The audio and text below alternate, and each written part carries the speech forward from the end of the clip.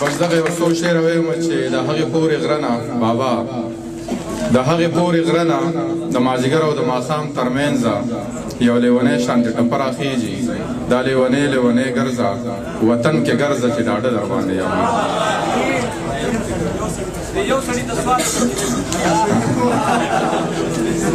او بیخو ماره لاړمه ونېګاره لاړمه اور دې په تا پورې شي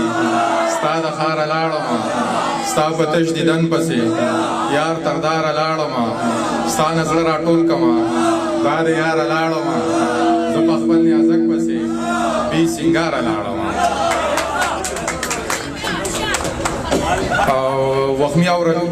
وخمي اورکزی زموږ ډېر خوږ ملګری دی او ډېر د لرې نه راغلی دی او بیا په پېښور کې ژوند هم کوي خو کلي ته هم ځي راځي که نه نو هغه ته دغه دوه درې شعره وایم چې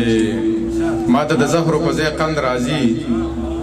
چې دعاګانې پڼ په پڼ راځي ما ته د زهرو په ځای قند راځي داسې بې پامه په موږ مه تېرېږه اول درګی بیا ملکڼ راځي داسې بې پامه په موږ مه تېرېږه